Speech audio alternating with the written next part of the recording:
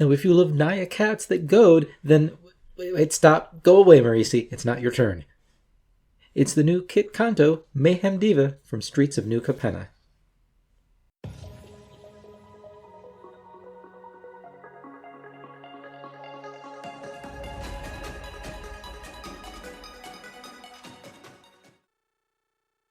Welcome to the Commander's Beacon. I'm Eric, and this channel is all about unconventional Commander decks and strategies. And today we're starting Streets of New Capenna spoilers with Kitt Kanto, Mayhem Diva. Kitt is a 3/3 legendary cat bard druid that costs 1 red, green, white. And when Kitt enters the battlefield, you create a 1/1 green and white citizen creature token. At the beginning of combat on each player's turn, you may tap 2 untapped creatures you control. When you do, target creature that player controls gets +2/+2 and gains trample until end of turn, and you goad that creature. Now, you know I love some goad. Goad is one of my favorite mechanics in Commander. And yes, we already have Marisi, Breaker of the Coil, so you might think that the niche for 4-mana Naya Commander cats that goad has been filled, but that's not actually the case. Now, is Kitt Kanto better than Marisi?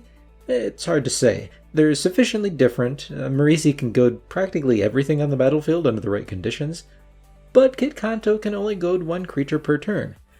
That said, Marisi needs a bunch of dorky unblockable creatures to really be effective, since he needs you to deal combat damage to goad someone, while Kitt Kanto on the other hand lets you use whatever creatures you want. She will need a decent number of them though, since you'll need 2 untapped creatures to goad something.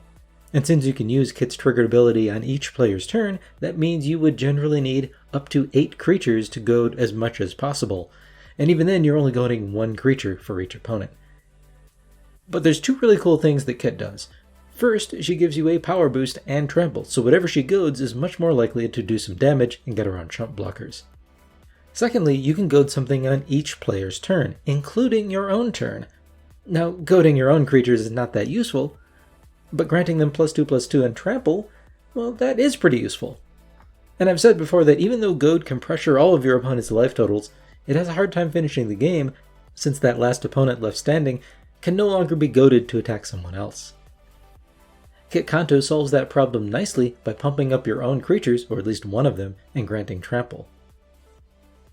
So Kitt Kanto is the face commander for the new Capenna Commander Cabaretti family deck, so we'll see what direction Wizard takes this deck in. But there's actually several ways to build with Kitt, so let's talk about some of them today so that you're ready to start tinkering and modifying that pre-con deck to your liking when it comes out.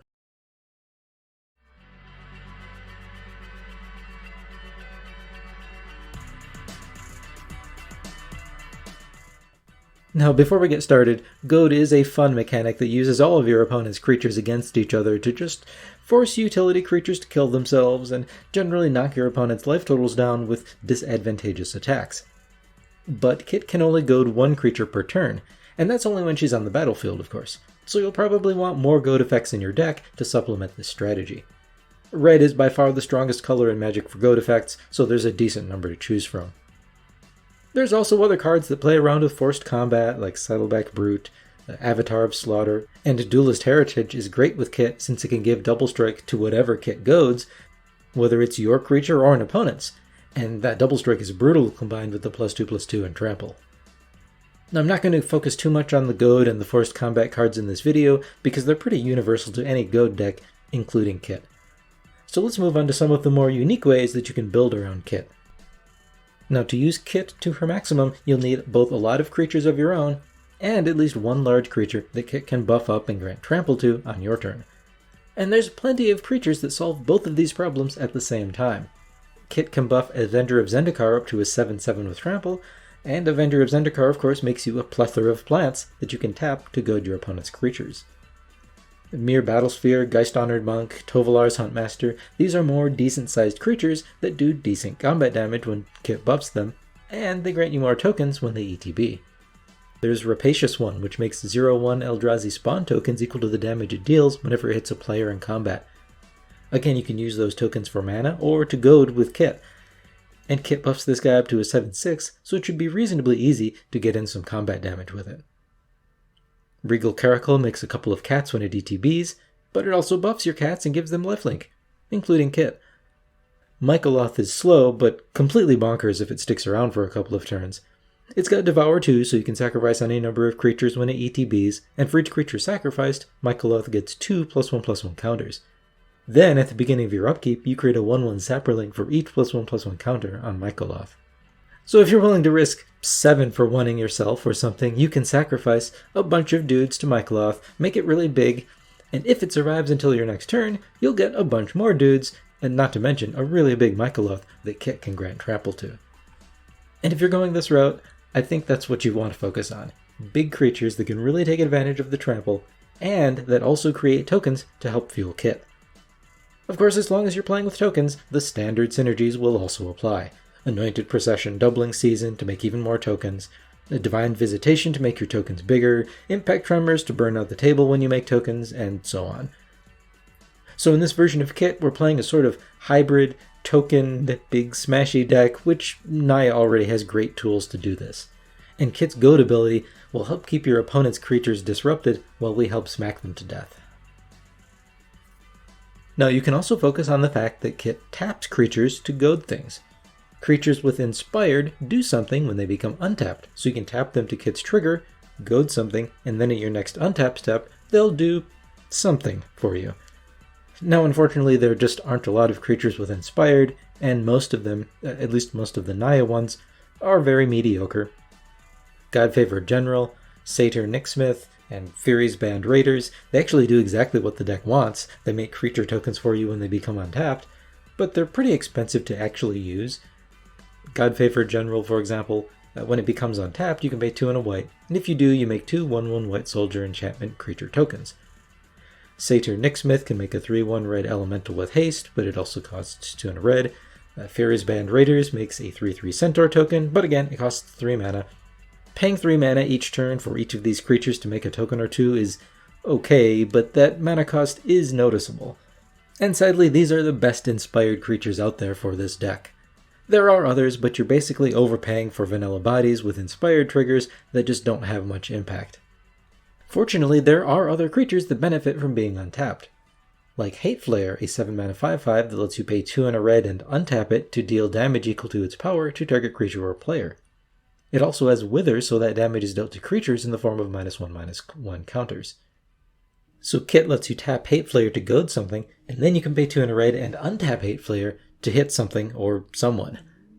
Order of Whiteclay can be untapped for 1 white to return a creature card with mana value 3 or less from your graveyard to the battlefield. Patrol Signaler lets you pay 1 and a white and untap it to make a 1/1 white Kithkin creature token. Now this is actually pretty cool because let's say it's player A's turn. With Kitt, you tap Patrol Signaler and any other creature to goad something. Then you pay 1 and a white and untap the Patrol Signaler, and you get a 1/1 white Kithkin Soldier creature token. Now on the next turn, let's say player B's turn, you've got that 1/1 token you just made and an untapped Patrol Signaler. So you can just tap them both to Kitt, goad something else, and then pay another 1 white to untap the Patrol Signaler and make another 1/1. And you can repeat this on the next player's turn, and even on your own turn if you want.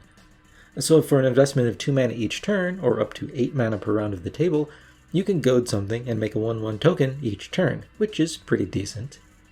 There's the Secret Lair drop, Ryu World Warrior, which lets you pay 4 and a red and untap it and discard a card to have Ryu deal damage equal to his power to any target, and if a creature was dealt excess damage this way, you draw a card. Now paying 4 and a red is a lot of mana, but you can also use Kitt on your turn to tap Ryu and another creature to goad something, and you target Ryu with that goad ability. So Ryu gets +2/+2 in trample, and then you pay his 4 and a red and discard something to untap Ryu and deal 4 damage to something. Now this is not super impressive by any means, but it's a neat interaction. There's a few more creatures that can untap themselves. They're pretty mediocre, but when you can use these creatures, you can effectively goad more stuff with fewer creatures, though you'll typically need to pay mana to untap those creatures to reuse them again on the next player's turn. Okay, and finally there's the new Halo Fountain, a 3 mana artifact that lets you untap creatures to make more creatures, or draw cards, or possibly even win the game. So this is a great include for Kitt. Now we can also pay attention to the fact that Kitt really wants to buff a single one of your creatures each combat. So creatures with Exalted are perfect for Kitt. First, they're bodies that can be tapped to goad things. They also reward you for attacking with a single creature. So Exalted means that whenever a creature you control attacks alone, it gets +1/+1 until end of turn. And each instance of Exalted stacks. So if you have 3 creatures with Exalted and you attack with 1 creature, that creature gets +3/+3 until end of turn. You'll probably want the cheapest Exalted creatures possible to get as many Exalted creatures as you can onto the battlefield, like a Crossing Squire, Knight of Glory, Goblin Champion, which just cost 1 or 2 mana each. But there's plenty of other decent Exalted cards too. Battlegrace Angel has Exalted, and whenever a creature you control attacks alone, it gets lifelink until end of turn. A Cathedral of War is Exalted on a land. Kasali Pridemage has Exalted, and you can pay 1 and sacrifice it to destroy a target artifact or enchantment. Angelic Benediction is an enchantment that has Exalted, and whenever a creature you control attacks alone, you can tap a target creature. And Sublime Archangel gives all of your creatures Exalted, and yes, multiple instances of Exalted each trigger separately. It even says so, right on the card. See, right there. But there are other creatures that like to attack alone.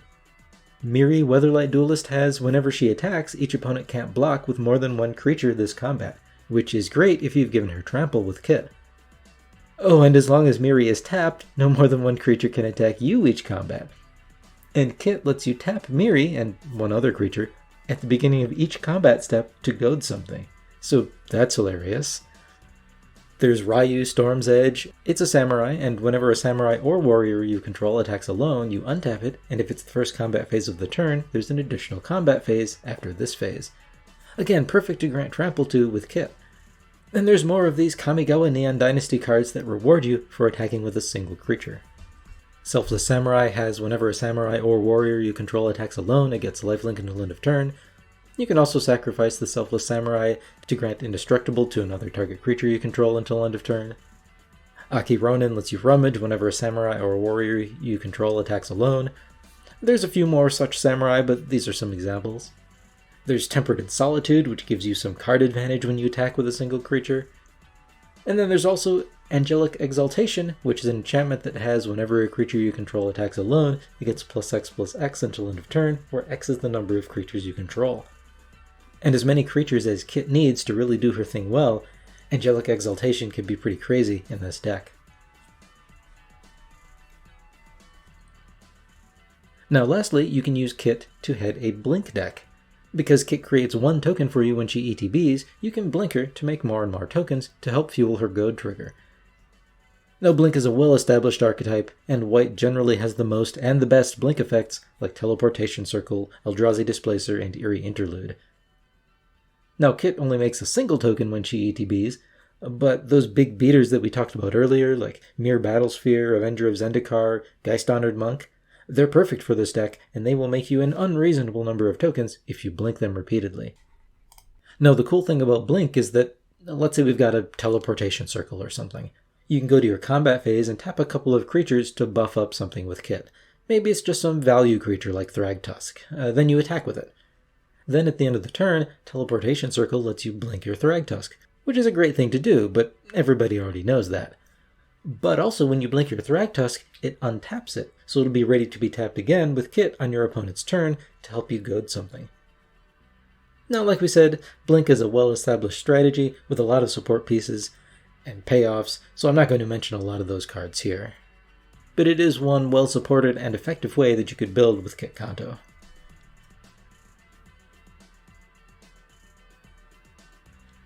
So those are some of the ways to build around Kitt.